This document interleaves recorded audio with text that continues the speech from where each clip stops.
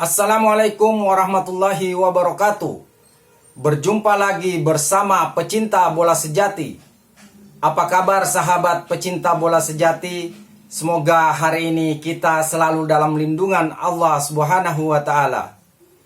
Hari ini saya akan membagikan video pemain timnas Indonesia yang dipanggil untuk melawan Cina dan Jepang. Untuk mengikuti informasinya lebih lanjut, mari kita simak videonya bersama-sama. Bahas mengulas soal tim nasional kita, apalagi berita yang paling heboh yang mungkin kalian dengar di pagi hari ini. Mungkin ketika bangun kalian tiba-tiba disadarkan atau baca IG Garuda Calling.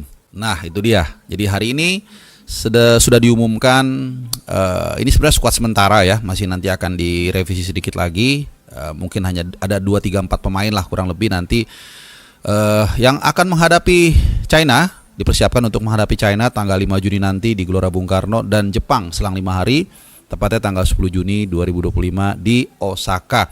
Masih dalam lanjutan kualifikasi Piala Dunia round ketiga dari grup C. Ini pertandingan ke-9 dan 10, pertandingan yang sangat penting. Itu makanya kita juga penting untuk mengulas para pemain yang sudah di-calling oleh Patrick Kluivert dan kawan-kawan. Nah, seperti yang gue bilang tadi, kalian juga sudah mungkin punya POV seperti ini, bagaimana ada yang balik lagi, ada yang gak dipanggil, yang kita pikir dipanggil, dan seterusnya. Dan kita akan bahas satu-satu dari posisi penjaga gawang. Ini menarik karena ada 5 pemain yang dipanggil, ya. 5-5-nya ini pada akhirnya nanti akan disaring seperti yang gue bilang tadi. Tidak mengejutkan, yaitu dipanggilnya Martin Paes sudah pasti, walaupun Martin Paes tidak akan bisa tampil nanti menghadapi China, tapi lawan Jepang berarti dia diproyeksikan akan kembali tampil. Jadi lawan China nanti Emil Laudero yang kemungkinan akan diturunkan. Sementara deputi lokalnya itu ada Hernando Ari yang bermain di Liga 1 ya, dan juga Nadeo Argawinata. Ini juga tidak mengherankan karena 2 kiper lokal yang bermain di Liga 1 yang cukup konsisten dan selama ini juga menjadi langganan tim nasional kita, walaupun periodenya berbeda. Nadeo itu di era 2020, 2011 sampai 12, setelah itu Hernando Ari mulai masuk. Nah, yang mengejutkan mungkin ada Reza Arya. Ini yang ya tadinya tidak ada di radar tapi dimasukkan, which is good. Ya, ini satu pengalaman buat dia, meskipun juga klubnya akan sedikit pusing ya, karena ya tentu PSM harus mempersiapkan duit lebih tinggi lagi, karena biasanya kalau begitu dipanggil timnas harganya naik. Mungkin itu aja kira-kira POV gue soal pemanggilan Reza Arya, karena honestly kalau memang semuanya fit nggak ada masalah, ya dia kemungkinan yang paling pertama dicoret gitu ya. Oke, kita ke gelandang, ke back ini juga ini pada dasarnya semua pemanggilan ini seperti yang banyak kita prediksi juga, itu 85% sampai mungkin 90% itu tidak akan banyak berubah. Hanya ada 3-4 pemain yang mungkin berbeda, itu pun masih tergantung dari kebugaran pemain yang selama ini menjadi langganan gitu ya. Seperti misalnya gue contohkan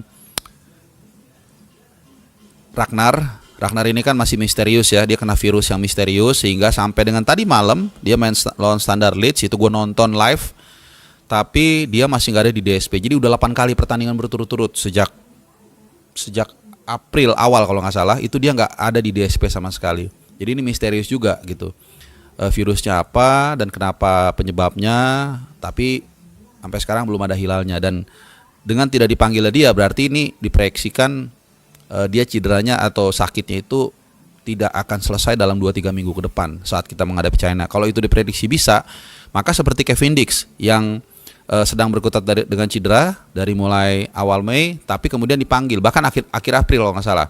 Jadi tetap dipanggil, berarti artinya ada kemungkinan dia sembuh nanti in time saat kita menghadapi China. Ya, sembuhnya 80% atau 100% kita nggak tahu. Cuman dengan dia dipanggil artinya probability atau potensi dia untuk sembuh in time itu cukup besar ya.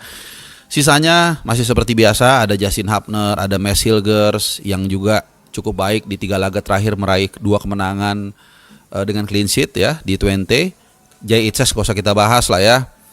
Kemudian ada Jordi Amat. Nah, Jordi Amat ini mungkin lebih kepada mentoring karena pemain yang mungkin pemain paling senior di antara yang sekarang dipanggil. Di luar nanti ada nama baru yang comeback lagi di gelandang. Ya, nanti kita akan bahas pemain dari Borneo.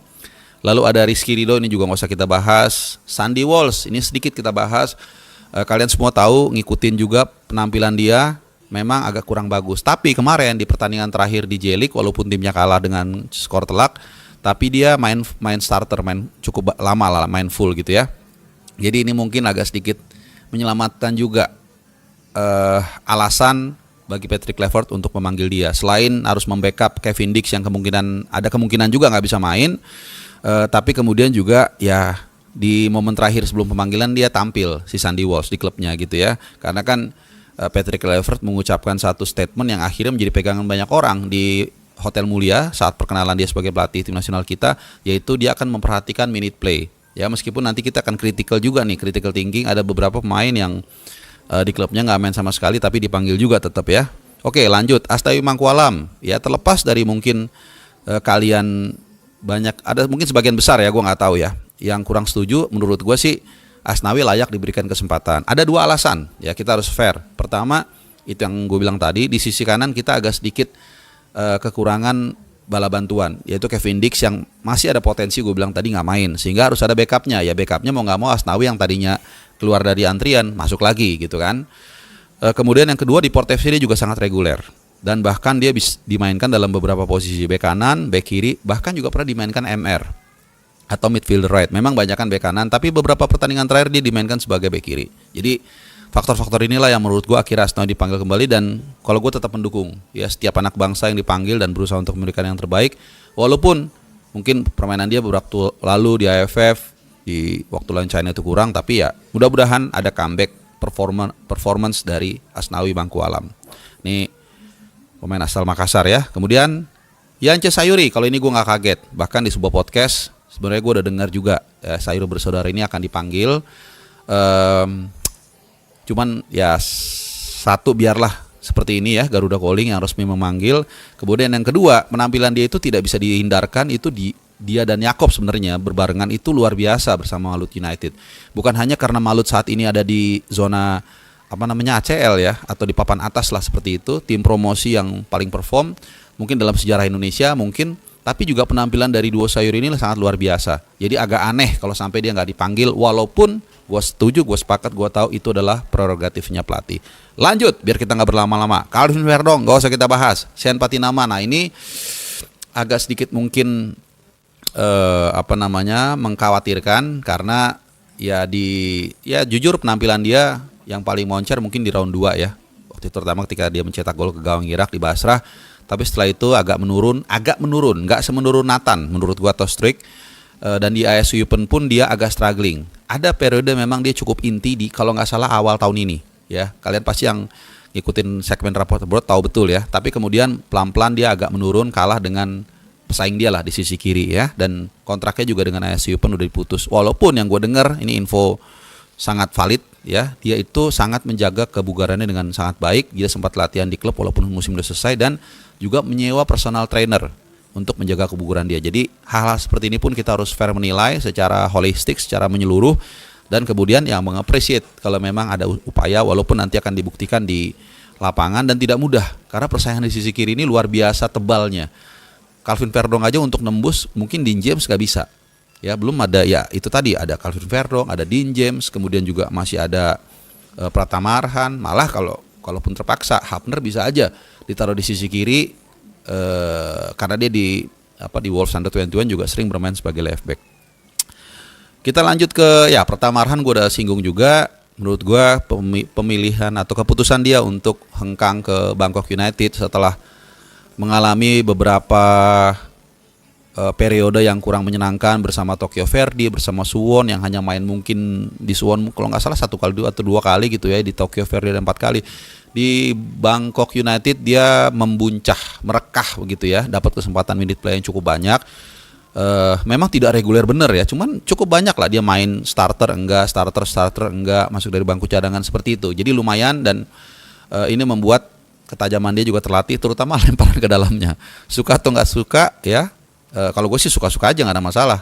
Dia berjasa dalam membawa tim nasional kita lolos ke round 3, terutama lemparan ke dalamnya yang membuat akhirnya kita dapat gol kemenangan ke gawang Vietnam ya, diciptakan oleh Egy di round 2. Oke, terakhir di back itu Dean James. Dean James seperti yang gue bilang di 2 laga sebelumnya dia sempat main 20 menit. Jadi memang kelihatannya sudah pulih, mungkin belum 100%, tapi mungkin udah cukup besar lah, 80%, 90% mungkin ya, ini asumsi. Kenapa ya? Kalau tim seperti Liga Belanda Go Ahead Eagles memainkan dia ya berarti kan ya artinya dia sudah cukup pulih lah, bisa main walaupun kita nggak tahu apakah bisa main untuk 90 menit ya. Yang pasti kualitas dia sangat luar biasa dan nah ini dia. Ada potensi dia untuk menggantikan Ragnar Oratmangun yang kita langsung loncat ke gelandang aja yang dalam pemanggilan kali ini namanya nggak ada.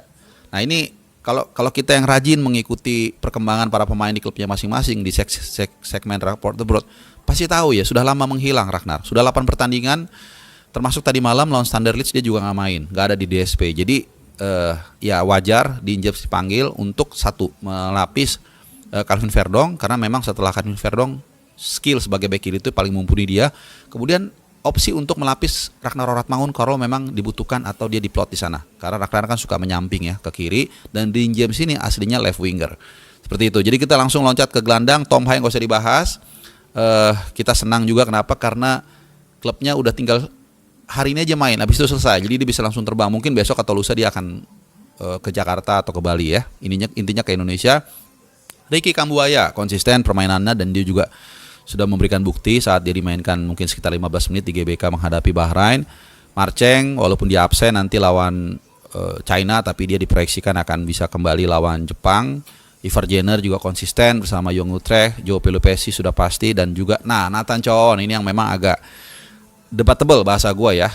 Dia nggak main literally dari 28 Agustus ya. Jadi 9 bulan yang lalu dia nggak pernah main sama sekali meskipun ya walaupun di under 21 di reserve dia beberapa kali main juga ya, cuman kan ya nggak tahu lah. Ya anyway, Nathan Choon dipanggil, mudah-mudahan dia bisa punya kesempatan untuk bangkit. Cuman itu yang bisa gue bilang. Penyerang, ya walaupun ini penyerang semuanya ada yang nggak penyerang ya. Seperti Eleanor Reinders ini masuknya sebenarnya lebih kepada midfielder ya, karena dia biasa bahkan main di bek kanan di PEC Zwolle dalam beberapa laga terakhir. Dan kalau Kevin Dix nggak main, gue malah memproyeksikan dia atau memperkirakan dia akan tampil. Anyway, Eleanor Reinders dipanggil. Ini worth it banget, sangat worth it. 4 pertandingan terakhir dia main sebagai starter dan nggak digantikan. Kemudian Jakob Sayuri ya, ini dikategorikan sebagai penyerang. Jakob Sayuri sangat aneh sekali lagi yang gue bilang kalau sampai dia nggak dipanggil, dia sangat konsisten di klubnya. Dan satu turning point yang paling menarik adalah ketika Malut United mengalahkan Persis Solo di mana dia di situ diplot sebagai gelandang serang AMC oleh Coach Imran Ahmurauri dan dalam perbincangan di wawancara gue di beberapa video itu dia mengatakan memang dia melihat ada potensi itu dan ketika dimainkan it's not all about 8 menit 3 gol tapi bagaimana dia berperan sebagai AMC itu luar biasa. Sementara seumur hidup dia lebih banyak bermain sebagai sayap kanan, bek kanan, penyerang kanan dan juga penyerang waktu masih di Papua itu waktu dia top skor. Tapi kemudian Coach Imran dengan jeli mungkin dengan masukan dari Coach Yentu juga ya, Yentu Mena, dia dimainkan sebagai gelandang serang atau AMC dan kemudian perform.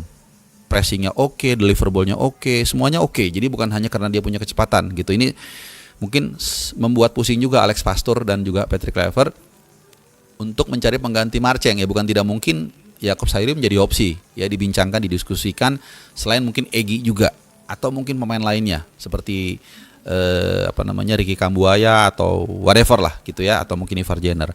Oke, kita lanjut. Nah, Septian gue rasa gue nggak kaget karena inilah kalau waktu itu kaget ya karena orang nggak ada yang mengira gitu loh, karena ada gue dapet info yang dari orang yang percaya lah. Tapi kalau sekarang udah nggak kaget karena memang semua orang tahu dia cukup perform lah di Dewa United.